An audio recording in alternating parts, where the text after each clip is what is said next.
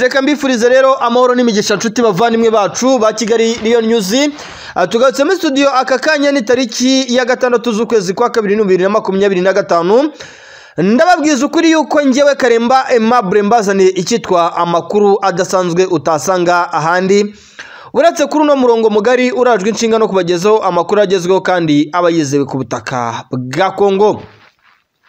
Ni imirwano rero ikomeje kugenda ica ibintu ahitwa Nyabibwe ndetse no mu nkengero zaho no mu bindi bice bitandukanye byahariya muri Karehe, aho nakubwiza ukuri yuko nyuma yuko igisirikare cya Repubulika ya Kongo FARDC gikomeje gukora buri kintu cyose gishoboka ngo gikaze imyiteguro yo guhangana n'umutwe M23 kinasatira mu bice M23 irimo, byatumye M23 nayo ikaza icyitwa imyiteguro idasanzwe ndetse ikaza n'amapata mu bice M23 yigaruye mu rwego rwo gukaza amapata. Ngira ngo abanyumva neza muranyumva neza.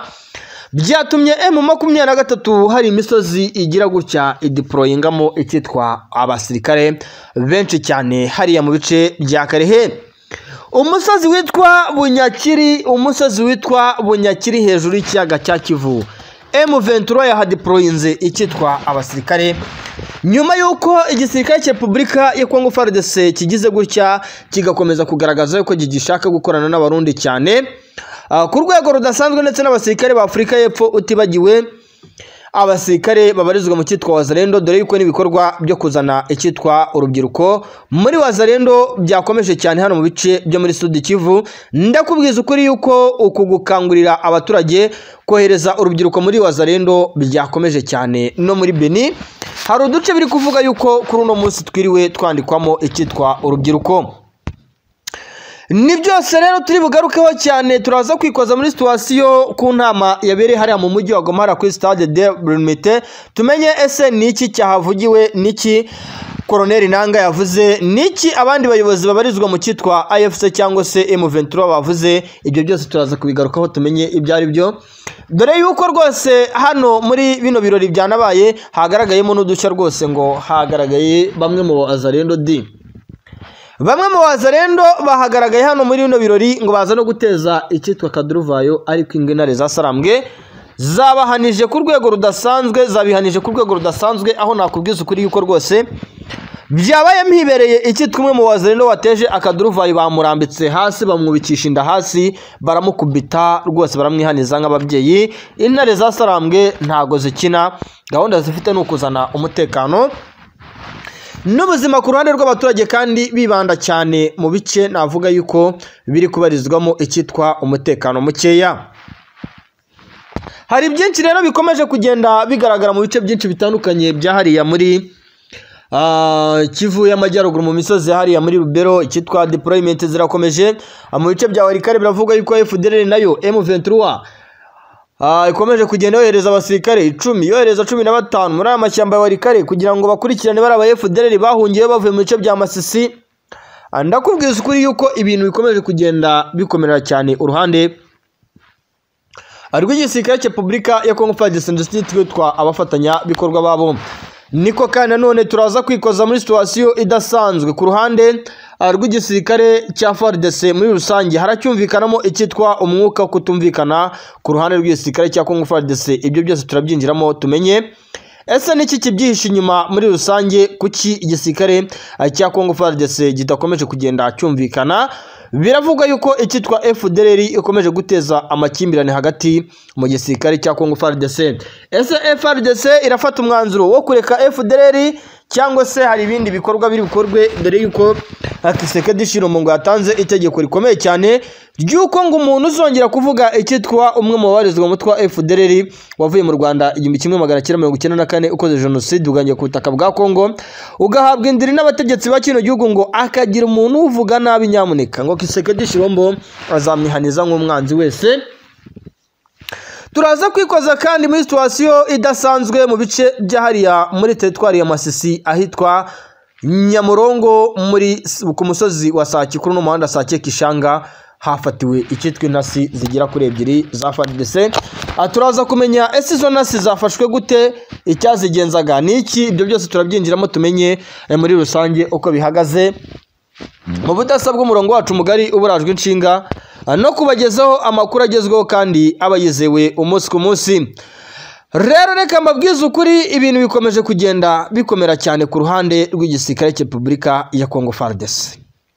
Nyuma y'uko igisirikare cya Repubulika ya Congo FARDC kigize gutya kigatangira gukorana n'igisirikare cy'u Burundi, ndetse abarundi bakagaragaza imbaraga navuga yuko ari nyinshi ku mirongo y'imbere ku rugamba, kuko nubwo abarundi barasuwe ku mirongo y'imbere ku rugamba, bamwe mu basirikare babarizwa mu cyama cya M23 nagerageje kwihuza nabo cyane nkaganira nabo, bambwiye yuko nubwo abarundi barasuwe ku mirongo y'imbere ku rugamba, ngo abarundi ni bamwe mu bantu bagerageje gufatanya n'igisirikare cya Repubulika ya Congo FARDC mu guhangana n'umutwe wa M23, ngo ariko ibi biba igihe igisirikare cya Repubulika ya Congo FARDC cyari kiri mu ntangiriro zo guhangana n'uno mutwe wa M23, ariko muri no minsi ya nyuma M23 ikubitira FARDC muri ya misozi ya Minova, igakubitira FARDC muri ya misozi yahariya mu bice bya Sake, igakubitira FARDC hari Hazarimbongo na Kamandi muri Rubero, M23 igakubitira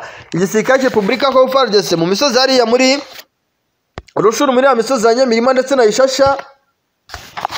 M23 igakubitira igisirikare cya Repubulika ya Congo FARDC muri iriya misozi hariya muri Nyiragongo, by'umwihariko mu kibaya cya Kibumba hariya mu misozi ya Buhumba, ndetse n'ahitwa Nyamagana n'utibagera amashyamba ya Kabare ndetse no mu Kibati.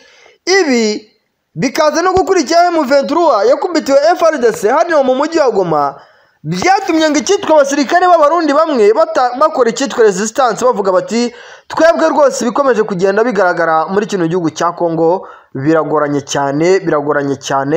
biragoranye cyane kugira ngo dukomeze dufatanye n'iki gisirikare cya Congo FARDC, bikomeje kugenda biba ikibazo. Ahangaba bamwe mu basirikare b'abarundi batangaga icyitwa message ku basirikare babayoboye ku mirongo y'imbere ku rugamba, bavuga yuko ngo ku mirongo y'imbere ku rugamba nubwo bo bakomeje kugaragaza imbaraga bifatanyije na wa mutwe wa FDLR cyane kurusha abandi, ariko bikanavugwa byemezwa yuko impamvu FDLR yarwanaga cyane hano ku mirongo y'imbere ku rugamba, cyangwa impamvu FDLR ikomeje kwitambika cyane ku mirongo y'imbere ku rugamba iri guhangana n'umutwe wa M23, zimwe mu ntego zigenza umutwe wa M23 harimo no guhangana n'icyitwa FDLR, nyuma y'uko M23 itangije icyitwa double operation.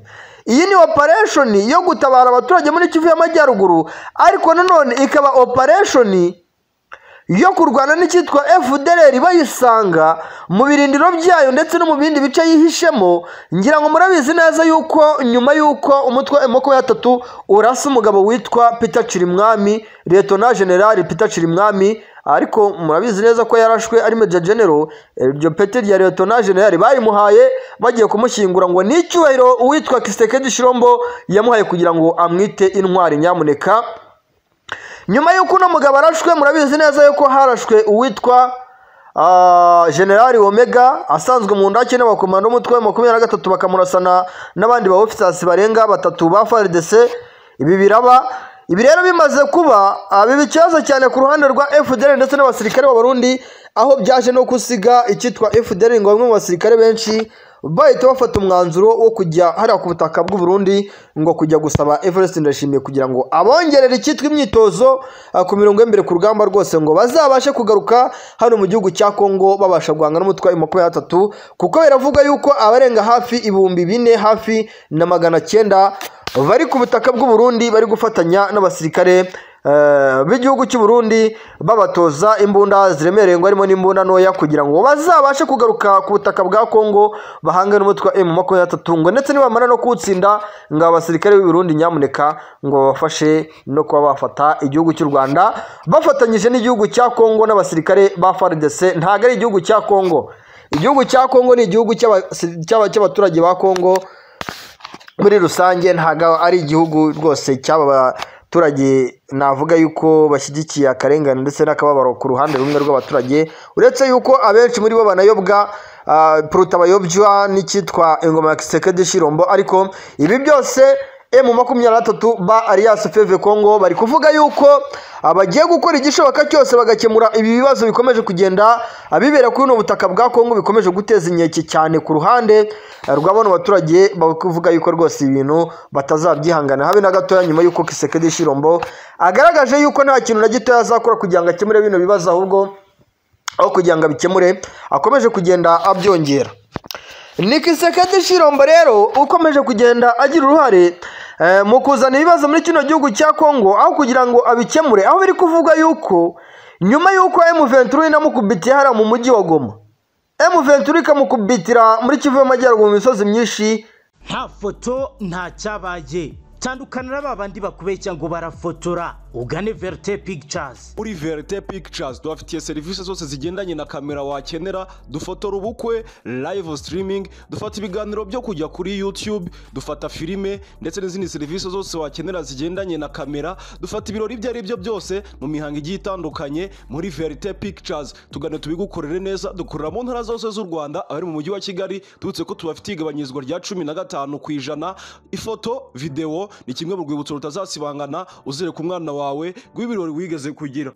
nta handi bagukorera video nziza n'amafoto uretse muri Verite Pictures. ukeneye zimwe muri serivisi dutanga waduhamagara kuri 079 20 70 85 8. You are welcome in Verite Pictures. We are number 1. nagiye kurondora irimo Rubero, irimo Rushuru, irimo Masisi, imisozi itandukanye. Ndakubwiza ukuri yuko Perezida Antoine Kisekedi Chilombo nyuma yuko akubiswe n'umutwe wa M23 ngagahinda ndetse n'umujinya akomeje kukitura bamwe mu basirikare bari muri FARDC bavuga ururimi rw'ikinyarwanda, ariko ngo baba bafite imiryango bakomokamo ivuka hariya muri Kivu y'Amajyaruguru no muri Kivu y'Amajyepfo bavuga ururimi rw'ikinyarwanda, by'umwihariko ngo abakomoka mu bwoko bw'abatutsi bari muri FARDC nibo bakomeje kugenda bibasirwa ku rwego rudasanzwe, aho ngo uruhare rukomeye cyane rukomeje kugenda ngo rubagaragarwaho. Benshi muri bo bakomeje kugenda bashinzwa yuko baba bagiye gutya rwose ngo bakifatanya n'umutwe wa M23 mu buryo bw'ibanga cyangwa se ngo mu buryo bwihariye ku ruhande rw'abaturage ndetse n'igisirikare cy'umutwe wa M23, kuko biravugwa yuko uwitwa Niyigaba Patrick wabarizwaga mu gisirikare cya Congo FARDC ufite ipeti rya serija, ndetse n'uwitwa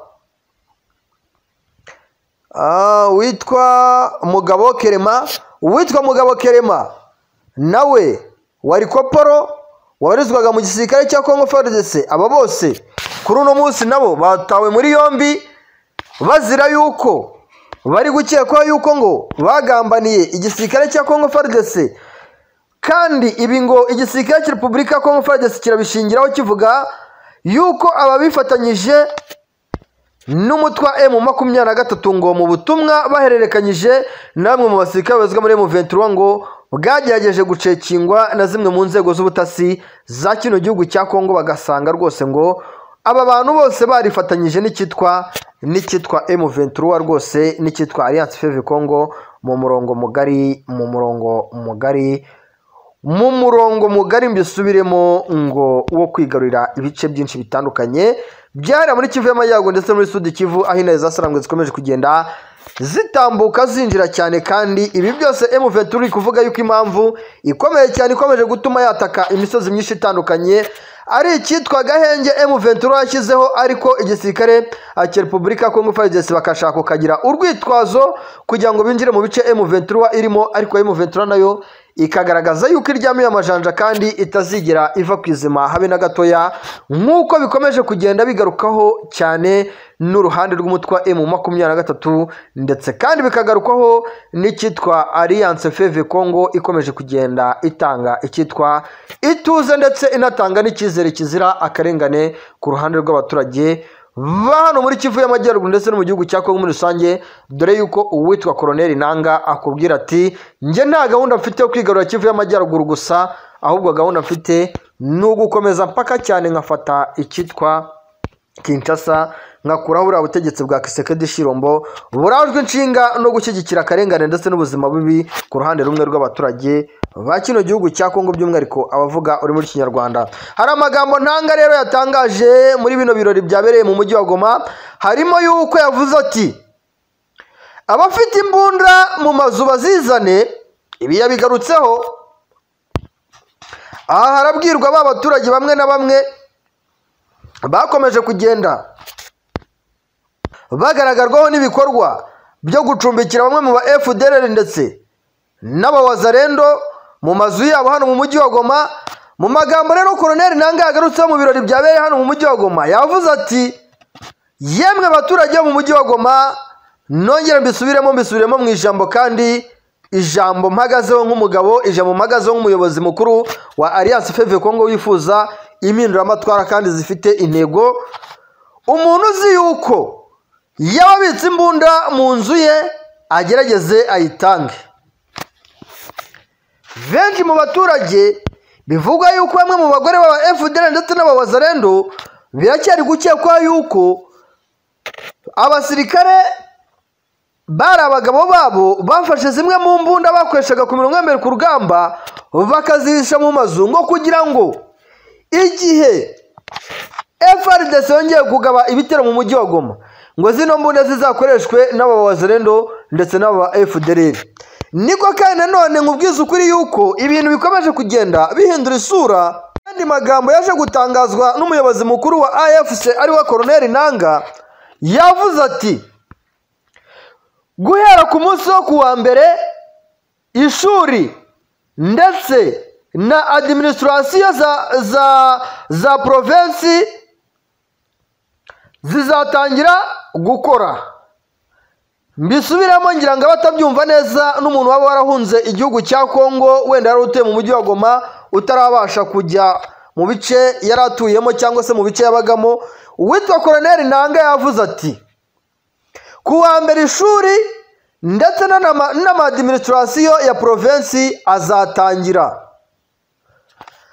Uwitwa Colonel Nanga arongera aravuga ati abifuza kujya mu gisirikare ni karibu rwose, kandi ibi byanavuzwe zimwe mu modoka zaparitswe hano, bamwe mu rubyiruko bahita barwuriza amamodoka barwerekeza mu bice byahariye Sake kugira ngo bajye gukoreshwa icyitwa training, dore yuko babanza kubahereza icyitwa refresher kugira ngo bamenye icyo M23 ndetse na Alliance Fleuve Congo barwanira, kugira ngo rwose batazagwa mu ikosa rikomeye byo kumva yuko kurwanira Alliance Fleuve Congo cyangwa se kurwanira icyitwa M23 ari ugushaka amafaranga cyangwa se ari ugushaka ubutunzi, nk'uko ubutegetsi bwa Kisekedi Shirombo bukomeje kuvuga yuko ngo ikiganje ku ruhande rw'umutwe M23 ngo ni icyitwa politike zishingiye mu busabuzi bw'amabuye y'agaciro, aho icyitwa ubutegetsi bwa Kisekedi Shirombo bukomeje kugenda bushinza igihugu cy'u Rwanda gushyigikira umutwe M23. Ibingibi igihugu cy'u Rwanda cyakomeje kugenda giterera iyo ngiyo kivuga kiti nibavuge batuviriye hangaha, nibatuvuge bacecetse, rwose ibyo bari kuvuga ntago babizi, nibarwane n'ibibazo by'igihugu cyabo natwe turwane n'ibibazo by'igihugu cyacu, twebwe ibyo turwanira turabizi. Niko kandi nanone uwitwa Colonel Nanga yasabye n'urubyiruko arubwira ati abifuza kwinjira mu gipolisi nabo bashobora kwinjira rwose nta kibazo. Urumva yuko ari ibintu rwose bikomeje kugenda bikorwa n'icyitwa M23 ba AFC, rwose aho bakomeje kugenda bakora ibikorwa byose bishoboka kugira ngo icyitwa igihugu cya Kongo kibonekemo ubuzima buzira akarengane ku ruhande rw'abaturage bakivukamo, by'umwihariko n'abaturage bagituyemo, aho Kisekedi Shirombo bakomeje kugenda bamwihaniza ku rwego rudasanzwe.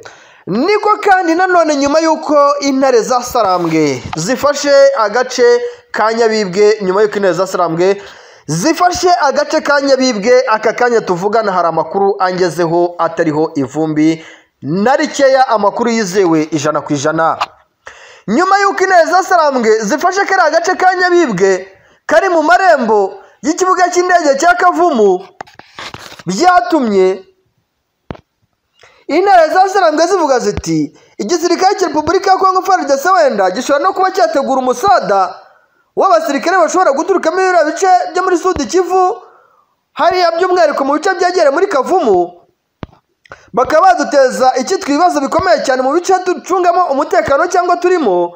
Reka natwe tugira gutya dushake buryo ki tuzana strategy zo gucungira umutekano ibice by'iwacu twigaruriye ndetse ibice birimo abaturage bacu, kugira ngo mu gihe abaturage bacu bashobora kuba barangwaho n'ibikorwa by'umutekano muke ushobora guterwa n'igihugu puruta n'igisirikare cy'igihugu cya Kongo aricyo FARDC bitazatubarwaho rwose. Nibyo byatumye rero M23 rwose igira gutya rwose iravuga iti reka dukore akazi kacu gashoboka mu rwego rwo kugira ngo rwose ibice twigaruriye tubizanemo umutekano ndetse n'icyitwa tubicemo n'icyitwa akarengane. Biravuga ndetse biranemezwa yuko ahitwa Nyabibwe abakomando bagera ku 2,250 bamaze kugezwa muri rero bice. Ariko se ubundi bukavumu yo niyafashwe di M23 ikomeje kugenda ivuga yuko idafite gahunda yo kwigarurira umujyi wa Bukavu, ko tubona ikomeje kugenda iwusatira. Ibingibi biraza gucura ikiko binavuga yuko ahitwa Bunyakiri naho M23 yahazanye abasirikare bagera kuri 700 bagiye gukora akazi ko guhangana n'igisirikare cya Congo FARDC mu misozi myinshi itandukanye ya hano muri Sud Kivu kugira ngo bihanize igisirikare cya Congo FARDC n'icyitwa abafatanyabikorwa babo. Ahangaha impamvu yatumye M23 ishyira abasirikare muri bice bya Bunyakiri nuko yamenye yuko FARDC igiye kuzana abasirikare benshi cyane muri bice bya Katana mu misozi yegere hariya hafi y'icyaga cya Lake Kivu kugira ngo bahangane na M23 bayikure hafi y'icyaga cya Kivu. Ndakubwiza ukuri yuko ibintu bikomeye cyane birakomeje kandi birakataje. Ndakubwiza ukuri yuko ahitwa Kamanyora muri Sud Kivu FARDC naho yahazanye icyitwa abasirikare benshi cyane biteguye guhangana n'umutwa M23 ku rwego rudasanzwe. Ndakubwiza ukuri yuko ibintu byahinduye isura muri rusange. Shaka kuzirukanka kugira ngo bazikore mu mico strategique iri hariya ishobora kuzatuma igihe cyose bahagurukije indege ishobora kuba yaraswaho. Yego, ni imirwano no mu by'ukuri bari kugenda bazana mu rwego rwo gushakisha amayira yo kurira n'ubundi bagana Kivu y'Amajyaruguru, dore ko bamwe mu bazalendo batangiye no guca ruhinga nyuma. Ubwo bakaba hari abari mu misozi itegamiye yewe na za Minova iyo ngiyo, ariko mu by'ukuri hari n'ubundi mu bice intare za Sarangwe zitaherereyemo. yego, ubwo rero urumva bwana ariyo turacyafite ikintu cyitwa impungenge zo ku rwego rwo hejuru ku bijyanye n'uko imirwano idashobora kuba yagira gute yahagarara. Mu yandi makuru kandi mu bice bitandukanye bya Kivu y'Amajyepfo n'ubundi za Fizi hafi na za Minembwe hose harimo bamwe ari kugenda habera igitero shuma cyane cyane tw'abazalendo cyane cyane bagamije guhungabanya umutekano w'abaturage bavuga ururimi rw'ikinyarwanda by'umwihariko abanyamurenge. Ubu magingo aya ngaya bose barimo baritwa abanyarwanda. Ngira ngo bwana ariyo ibintu byabaye ibindi bisigaye ujya kubona ukabona umuntu barebye ku isura, barebye imisusire, ukajya kumva umuntu ararashwe, ukumva umuntu atawe muri yombi arafunzwe, bose bavuga ngo ni abanyarwanda. Si na hano gusa kuko na za Kinshasa hose no biragenda biba na Donate ndetse na Nili ziri gukora akazi, mbese ntabwo byoroshye. Ubwo rero za Fizi muri bice bya Sud Kivu, iyo za Minembwe mu bice bya za Mwenge iyo ngiyo, ibyo wenda bwana Omar Shkorani turi buze kubigarukaho mu buryo burambuye. barashaka kukazitera. Yego, turi buze kongera tubigarukeho mu buryo burambuye kuko hano hari ubuhamya twamaze kwakira buri gutangwa n'abaturage. Ahubwo ndagira ngo turebere hamwe ku bijyanye n'amanyanga ari kuvugwa. Uraza kumfasha umbwira uburyo ki wambwiye ko hari ibikoresho FARDC yatangiye kuvuga ko bagiye babazanira ibya pirate. Urambwira uti hari ingofero bazanye ngo ni bulletproof, naho wagira ngo ni ingofero z'aba engineers bagiye gukurikirana ibijyanye n'imyubakire y'amatafari. Bwana ariyo ngira ngo urabizi intare za Sarambwe Alliance Fleuve Congo muri rusange. Yego, baherutse kwakira inama y'abanyamakuru. yego, yari yiganjemo cyane rwose n'abo muri Repubulika Iharanira Demokarasi. ubwo ni ikiganiro ngukosoye mu kinyarwanda, cyane cyane ababarizwa muri za teritwari ya Masisi ndetse na Rucuru n'ababarizwaga hano mu mujyi wa Goma, nubwo bamwe bagiye banahunga, abo muri Sud Kivu n'abandi. Nibo rero bagiye bajya mu bice bitandukanye, bagenda basura ibikorwa, bagenda basura ahantu abasirikare bagendaga baba intare za Sarangwe zigenda zibereka. Barangije babereka ibikoresho byambuwe n'igisirikare cya leta ya Congo FARDC, ndetse hari n'aho baguye ku bubiko. Nimba nawe warakomeje kugenda ureba, hari n'amashusho agiye acicikana y'ibikoresho biri hariya ku kibuga cy'indege mpuzamahanga cya Goma. yego, abo batangazamakuru rero nibo bahise bagenda babibona babona uburyo izo ngofero zari zimeze batangira gukora reklaramasiyo birakomeza biragenda birahererekanywa ku mbuga nkoranyambaga ubusesenguzi burakorwa cyane none rero amakuru dufite nuko byatangiye kugira ngo mu mureta majoro ubwo ba minisitiri ngo bakaba barimo baritana ba mwana ubwo ndavuga Guy Kabombo Mwadiavita ndetse na Jean Pierre Bemba akavuga yuko izo yari yaratumije ngo zaje zikaza ari amahoro izindi ahubwo ngo hari ibyo ngo hari ibikoresho ngo bitandukanye yari yaratumije noneho ngo byari bitarahagera ariko akavuga ko ngo yabyara originali yego ubwo ngo akaba atazi ngo byahindutse bite ariko biravugwa ko abaminisitiri rwose bishobora kuza kuba bibi cyane noneho byagera kuri Guy Kabombo Mwadiavita uherutse kuvuga disikuru y'uko umutekano uhagaze imbere mu gihugu akagenda agaterura amagambo yo muri sikiributi ya filime yacicikanye ku ruhando mpuzamahanga nawe yabaye ikibazo gikomeye cyane ku buryo no muri ibi biganiro biteganyijwe by'inteko bwanariho by'inteko ishinga amategeko yego hashobora kuzabamo akavuyo karuta ahubwo na kariya twabonye muri kiriya gihugu cya South Africa kuko n'ubundi biragenda bigarukwaho byo barimo baritana abahamwana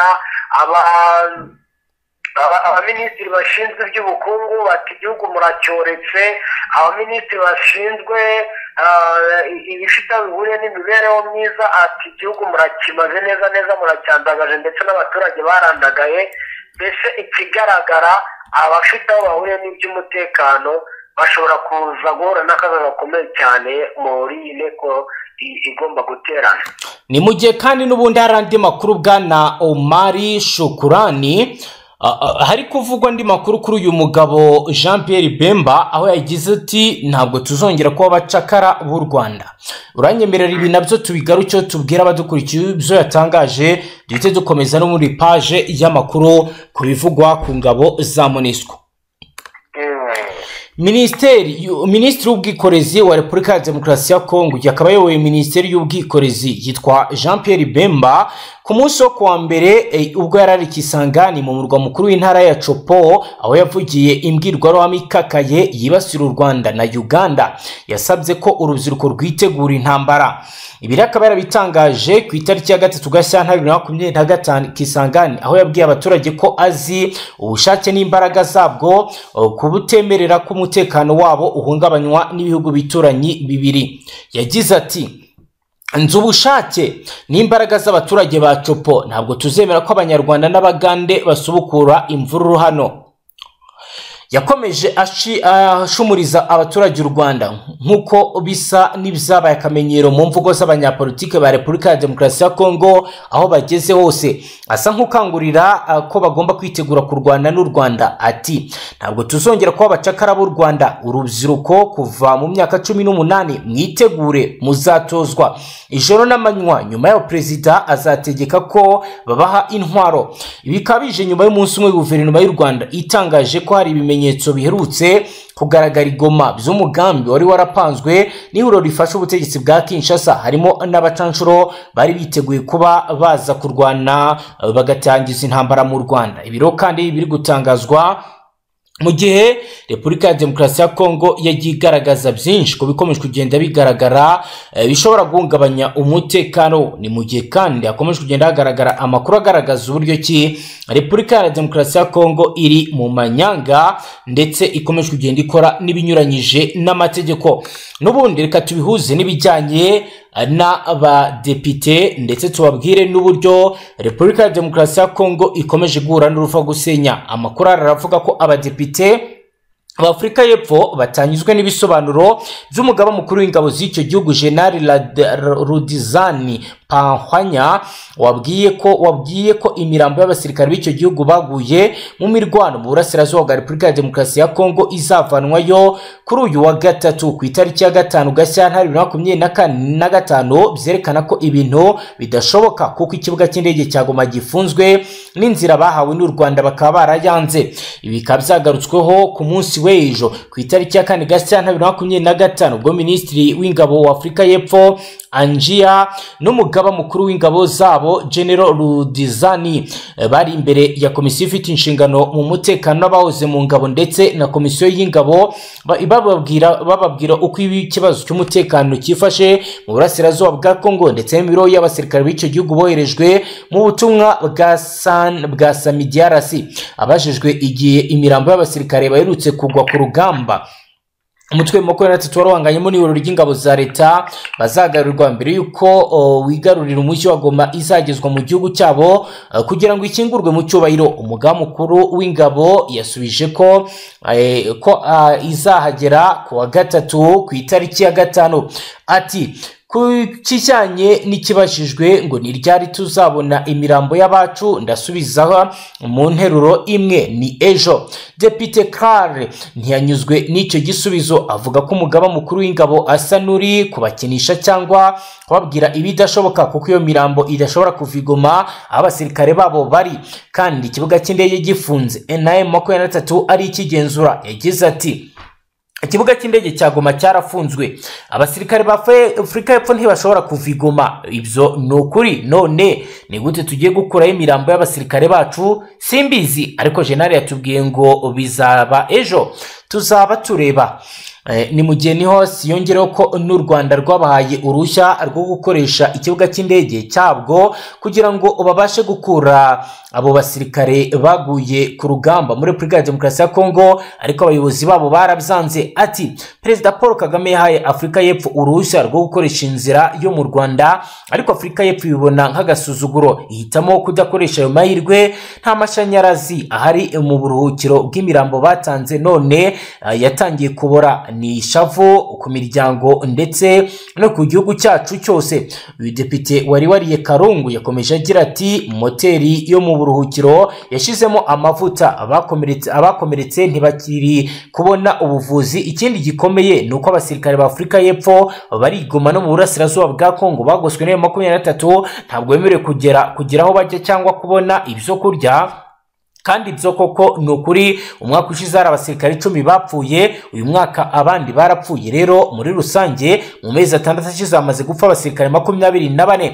Abadepite bagaragaje ko batanyuzwe n'ibisobanuro bahawe n'abayobozi, bavuga ko kohereza abasirikare muri Repubulika ya Demokarasi ya Kongo byari bimeze nko kubaroha, kuko amasezerano y'ubutumwa abari bagiyemo uko gufasha leta ya Kongo kurwanya imitwe yitwaje intwaro.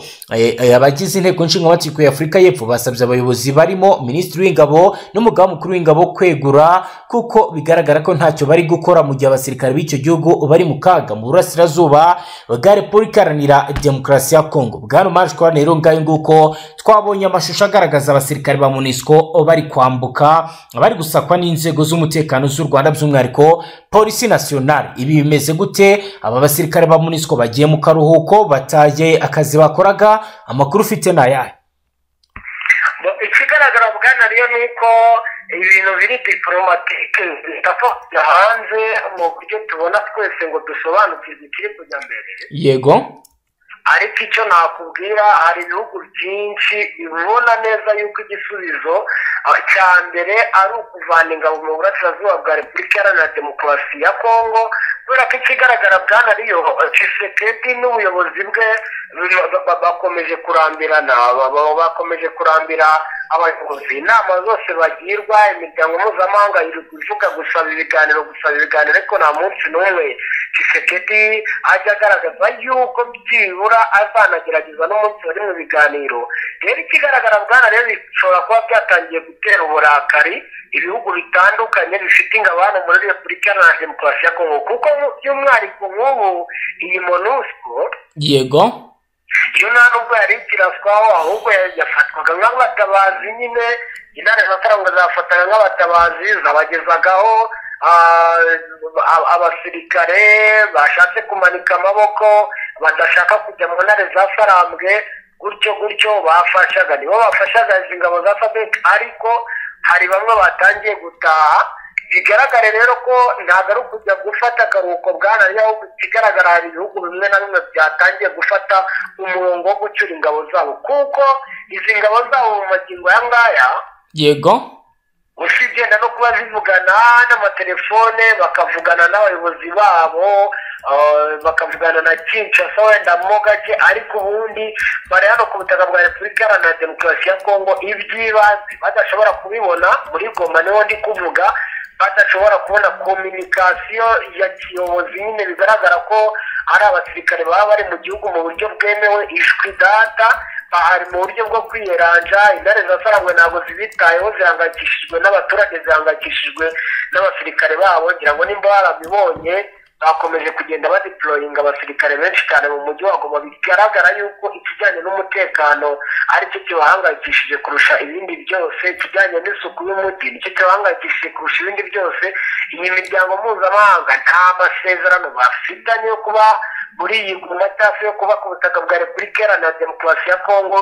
Rero ikigaragara, buri gihugu kiri bugende cyifatira ku bushake bwacyo umwanya bagende bavana ingabo zabo hano, kuko rwose byo ni ibintu bigaragara, ni ibintu byoroshye, kuko harimo amakuru turi kugenda twakira rwose ko n'ingabo za SADC, za Malawi n'iza Tanzania bucece ngo barimo baragenda basaba amayira, ariko bo ngo bakaba bashobora kuba baragiye baca Sud Kivu, Bwana Riyo, bagaca mu Burundi. Yego, rero byumvikane yuko buri bihugu hano birimo biragenda bivanamo abantu babo. Ubonye ko Bukavu bavanyeyo abakozi ba UN.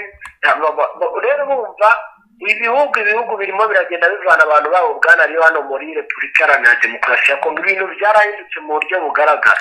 yego Bwana Marshkwani, n'ubundi tukiri mu ntara Kivu y'Amajyepfo, reka tunyuze amaso ku buhamya buri gutangwa n'abaturage ku mirwano ikomeye ikomeje kubera Ifizi. Ubwo turaza tugana ku musozo, nawe ubwo uraza kutubwira kuzo tutaba twibutse kukubazaho uduhe idonido. Reka rero tujye Ifizi. Ni mu karere ka Fizi mu ntara ya Kivu y'Amajyepfo, ahakomeje kuvugwa imirwano ikaze hagati y'inyeshyamba za Mai Mai ku bufatanye n'ingabo z'Uburundi n'umutwe wa Red Tabara urwanya ubutegetsi bwa CNDD-FDD mu Burundi. Iyi ni imirwano yatangiye ku cyumweru, ikaba yarakajije umurego kugeza mu gitondo cyo kuwa kabiri, aho bivugwa ko ibitero bikomeye byagabwe ku birindiro bya Red Tabara biherereye ahitwa Bibwe no mu bice bikikije icyo gice cyose. Bamwe mu baturage bo muri aka gace baganiriye n'itangazamakuru bavuga ko ibi bitero byatumye benshi bahunga, abandi bakaba baratakaje ibyabo. Umwe mu baturage mu gace ka Bibwe yagize ati, ijoro ryose twumva amasasu atagira ingano, ntituryama, abana bacu barimo kurira kuko batumva uko byifashe, tumaze gutakaza byose, amatungo yacu barayasahuye, imyaka yacu barayimaze, ubu turi mu bwoba, nta mutekano ukiharangwa. Undi muturage witwa Bahati avuga ko ibitero byaje gitumo bikarangira bamwe mu baturanyi babo bahunze bagana ahitwa Minembwe ndetse na Mikenke. Yagize ati, twese twaraye mu ishyamba kubera ko twabonye ingabo z'Uburundi na Mai Mai binjira mu mujyi wacu. Turasaba amahanga kudufasha kuko ubu tubarababaye cyane. Uretse ubuhungiro, ari n'abavuga ko abarwanyi bakoze ibikorwa byo gusahura no gukubita abaturage batashoboye guhunga. Umuturage wo mu bwoko bw'abapfurero we yagize ati, bafashe neza zacu, inkoko n'amasaka twari twahinze barayatwaye, ubu rero turi mu nzara ikomeye. Ni mu gihe amakuru avuga ko ibi bitero byateguwe n'ingabo z'Uburundi ku bufatanye na CNPCS cyangwa se umutwe wa kwa General Hamuri Yakutumba bagamije gucyura impunzi z'abarundi bahungiye muri Kongo no gutsinsura umutwe wa Red Tabara urwanya ubutegetsi bwa Bujumbura. Umutwe wa Red Tabara umaze igihe kinini ufite ibirindiro muri Kivu y'Amajyepfo, uvugwa ko uwimukiye ahitwa Irurenge nyuma y'ibitero bikomeye ingabo z'Uburundi mu mwaka ushize bagabye ahita Ntobwe muri teritwari ya Mwenga. Mu gihe rero bamwe mu bahunze imirwano hari abandi basanzwe ari impunzi z'abarundi bavuga ko bumva bahangayikishijwe n'ibitero bihora muri utu duce. Umugore witwa Mama Jeanne waturutse mu Burundi mu mwaka wa 2015 yagize ati, nataye umugabo wanjye ubwo twahungaga imirwano, sinzi aho ari ubu, nari natangiye kubona amahoro hano, ariko none nasanze ntaho twakwihisha, turifuza gusubira iwacu ariko ntidushaka gusubira mu kaga. Kuko amakuru abitangaza, ibitero byinshi bikomeje kugabwa mu masaha ya mu gitondo cyane, aho bivuga ko ingabo z'Uburundi n'inyeshyamba za Mai Mai zituruka mu ishyamba zikagota ibirindiro bya Red Tabara. Gusa mu masaha ya saa sita z'amanywa ibintu bigasa naho byongera gusubira mu buryo ariko abaturage bahungabanye mu buryo bukomeye cyane. Ngaho nguko rero bwana Omar Shukran, turagana ku musozo. Niba hari icyo tutibutse kukubwira cyangwa se kukubaza, nawe wakitubwira tugasoza amakuru yacu. Umuyandi makuru nayo turakomeza kugenda tubikusanya, wenda mu masaha ari imbere turasubira, ariko ndakubwira ko igisirikare cya leta gikomeje kwikusanya mu buryo butandukanye, cyane cyane mu bice bya Beni, mu bice bya Ituri, mu ntara mbese zikikije ibi bice byagiye bifatwa, uturere dukikije aha ngaha bagiye bafite. Kandi rero bakomeje kugenda habamo ikijyanye n'imyitozo, ikijyanye ndetse no kwikusanya mu buryo butandukanye, ari nako bagenda barundirwa ibikoresho. Za kajugujugu zirimo zirarandinga umunsi ku munsi zizana ibikoresho, cyane cyane ngo ibikoresho byo kuzaha urubyiruko, kuko n'amagingo aya ngaya Tshisekedi n'abamufasha bose baracyumva yuko ngo urubyiruko rusanzwe rwose rutazi n'ibintu biva naho bigana ngo bashobora kuzabita urufundira cyangwa se abashobora kuzabafasha mu rugamba igihe cyose. Yego bwana Omar Shukran, reka dusore zanga tugushimire cyane. Murakoze cyane bwana.